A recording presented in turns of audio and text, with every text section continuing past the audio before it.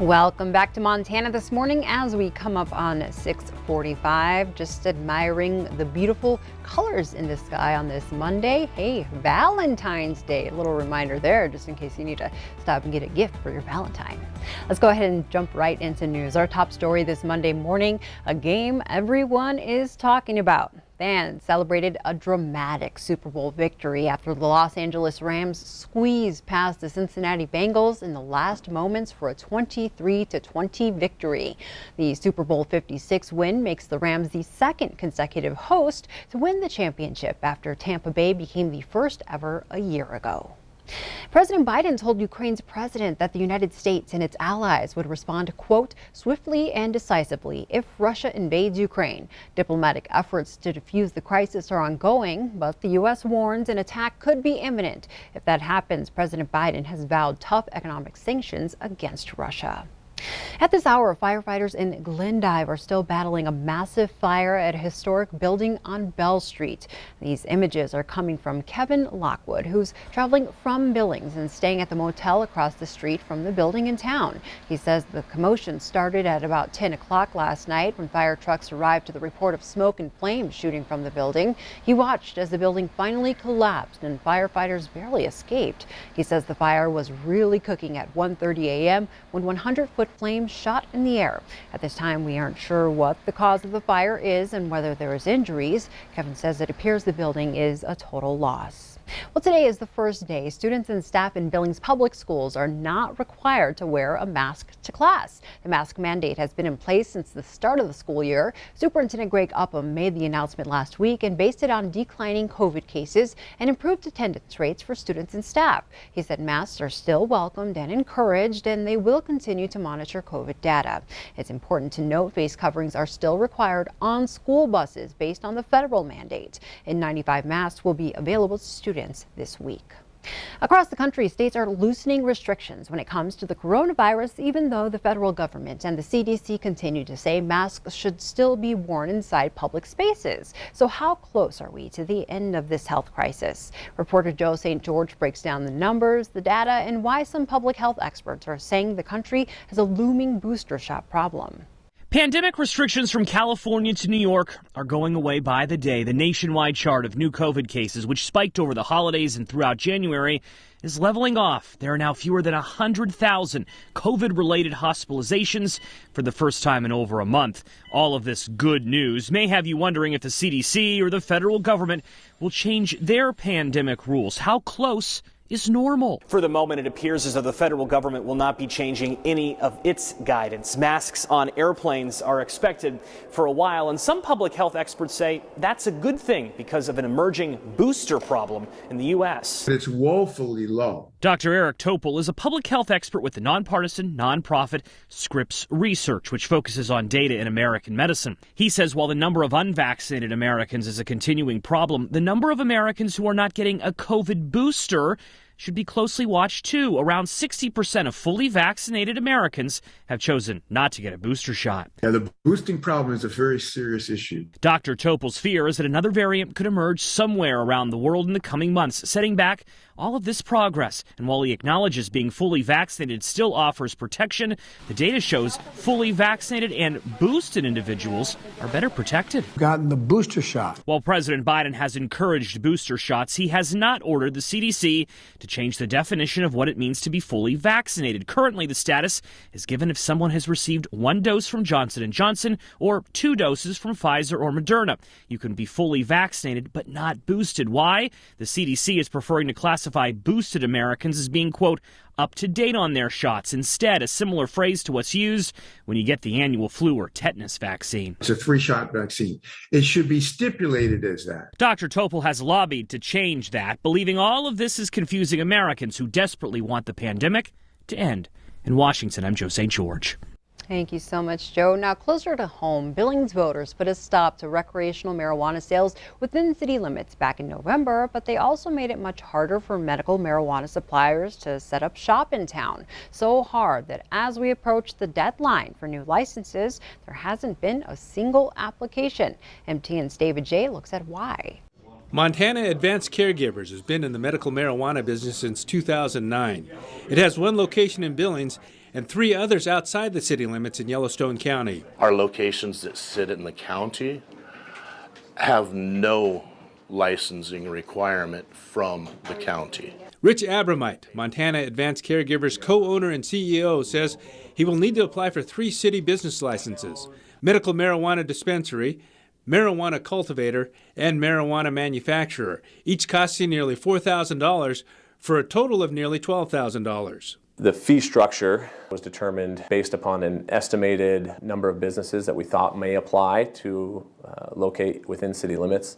And this is just based upon looking at other cities all around the country where marijuana is legal. Andy Zeller, the city's finance director, says some of that would include fire and building inspections, checking enhanced filtration systems, and making sure areas are secure. We have yet to have anybody apply at this point in time, but I think because there's a lot of requirements to get in place before they apply. These applications, there's a lot entailed into them, so we're just making sure that we have the right criteria and the correct information.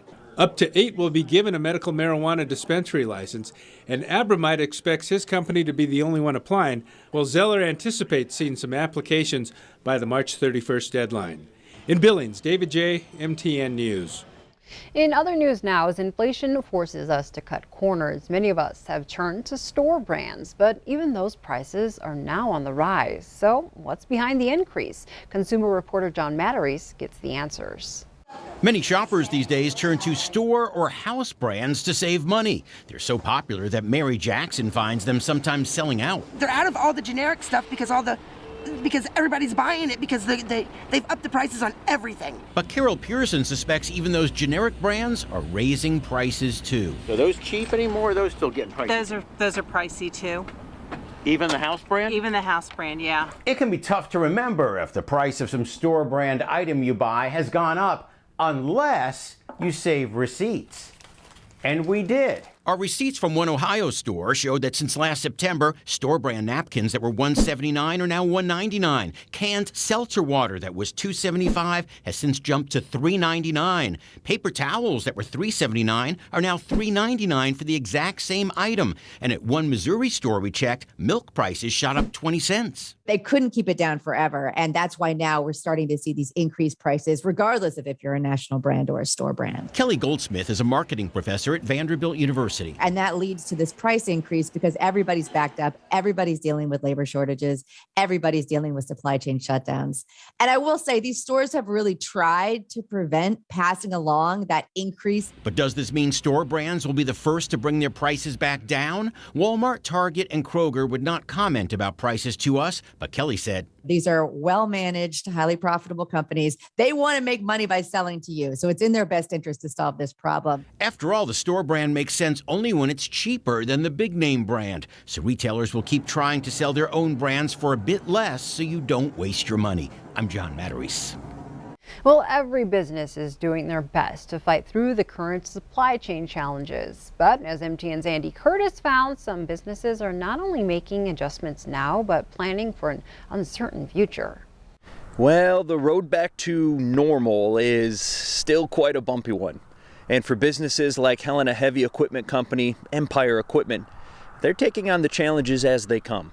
It's been pretty difficult. Luckily, our manufacturers have been well established getting parts and such things from Europe to North America. But that being said, a lot of hiccups once it gets here, getting misplaced in large distribution centers or delayed because there's not enough personnel to deliver the parts. Not exactly a new problem for anyone right now, but for a business like Krista's that is vital in keeping farmers and ranchers up and running. It's an issue the company is working around the best they can. Try to order things early, long before we need them. And like almost every other business, Empire Equipment is in need of more workers. But they're not putting out the "we're hiring" signs just yet. We're really, really blessed. We have a really good team here. And of course, we do need to hire more employees, but it's a little scary watching the news and looking down the pipeline and what 2023 may bring because they're already talking a massive recession. So that's we're kind of in a standstill right now. Everybody here is doing more and spending more time here rather than hiring at the moment. Playing it safe in uncertain times is as good a business plan as you can have right now. But as far as the upcoming year, I wouldn't say I'm optimistic, because I've been watching interest rates, trickling back up, and then with everything the prices changing, and not only are they unpredictable, they're making drastic changes. So you couple the unpredictability with the large changes, it's hard to be optimistic, but we'll all get through it. It'll be good. We've got more information in this story up on our website. Reporting from Helena, Andy Curtis, MTN News. Thank you so much, Andy. Well, Friday's snowstorm made this weekend Red Lodge Mountain's best of the season. Speaking of which, here's a live look of the mountain right over my shoulder here. An estimated 2,500 skiers hit the slopes Saturday following a snowstorm that dumped more than 30 inches on the mountain in 24 hours. That's the resort's busiest day so far this winter. Even with the rise in lift ticket prices, all of the mountain's parking lots filled up shortly after the ski area opened, and cars stretched for miles down the highway toward town. Crowds weren't nearly as big on Sunday, though. The resort was still busy. And Miller, I hear there's another round of moisture headed our way soon. Absolutely, yeah. Starting tonight through Wednesday, we can pick up another 4 inches up on the mountain. How about that? Wow, more for skiers. How about, yeah, some good news there. Now, before we get there, we're going to be warmer than average. Today, we're going to stay dry, but we do have a cold front that's coming through with that associated moisture. So that's going to bring us a chance of seeing some snow. But today we'll go mostly cloudy. We'll see some snow tomorrow morning. Still warm enough tomorrow afternoon where we can actually see some rain. We get into the low 40s depending on the timing of the warmer temperatures and that moisture sticking around, or at least we may see a wintry mix maybe. And then we're going to wake up to some snow on Wednesday, and then we're going to dry out for the rest of the week. Also, temperatures up and down. Today, another day that's going to be above average. 24 right now at the airport, so we should be around 19, so it just shows you where we are. 17 is what it feels like. Winds out of the southwest at about 6 miles an hour. So those temperatures this morning, waking up mainly in the 20s. We do have some 30s, though. Cody, you're sitting at 36, 34 in Livingston. The rest of us, though, mainly in the 20s. Across the state, we're in the 20s and 30s for the most part. Do have some 40s already. Look at Livingston at 41. Wow, look at that. Yeah, so it shows you what kind of day we're going to have. Of course, it's windy down in Livingston. We're going to see gusts up to 50 miles an hour possible today, so that flow will help warm those temperatures up. Now, I mentioned we are going to stay dry. High pressure will make it so. We're still going to see some clouds across the area, but here comes that cold front dropping in late tonight, early tomorrow morning. You can see the snow associated with that. Marr County, areas to the west of Yellowstone County. You'll get it first, probably late tonight or early tomorrow morning, and then we'll wake up maybe to a winter wonderland here in Billings with at least a nice little skiff of snow on the ground, and then we're going to have a chance to see maybe some more snow when we wake up on Wednesday. In terms of accumulation, what are we looking at? Well, let's take it step by step. Our chance all the way through Wednesday, if you are south and west of Yellowstone County, you have a better opportunity to see some of that accumulation. Here in Billings and areas east, really, we're only looking at maybe an inch, maybe not, but we'll take a look at the Red Lodge where you can see up to 4 inches possible. And these are these winter weather advisories that will kick in a little bit later on today through tonight. But you can see Red Lodge has the best opportunity maybe for us close enough to Billings to where we can see some of that accumulation. But only time will tell. I'll tell you this, when they got that 30 inches on Friday, overachieved. We weren't expecting that. So I say an inch here in Billings or less than an inch off to our east, we may actually overachieve on that. So we'll have to keep an eye out for that, but no major concerns in terms of impacting travel as it stands right now for at least our area here in the Magic City. Livingston, your high today getting up to 50. We'll go 51 in Cody. How about in Miles City, only getting up to 44 today. 51 in Sheridan. We'll go low 50s here in Billings and getting colder for the next couple of days. Wednesday is going to be our coldest day of the week. We may struggle to get out of the upper 20s. But hang in there, we warm back up. We'll try to get back to the 50s maybe as early as Friday. But with those warmer temperatures, Thursday and Friday, we start to see those winds pick back up here in Billings. Could see gusts 30 to 35 miles an hour. Everything could be so perfect if there wasn't any the wind wind on those days. makes such a difference out there, doesn't it? Yeah. And I had no idea Our chief photographer here, Paul Humphrey, who's filling in and doing the camera work this morning, is so romantic. He turned the studio pink. Oh, is that what? Yes, he did. He turned it pink. Yes, it is. Nice. Look at Paul. He's thinking Valentine's Day first this morning. We obviously are not. We didn't dress the part or anything. We're like, yeah, just another Monday. Paul's hoping his wife is watching this nice scene because that's what she's getting. Right? There's a shout out to Gamma. Yeah. All right. Well, everyone have a great day. Have a great Valentine's Day, and we'll see you back here tomorrow. Bye, guys.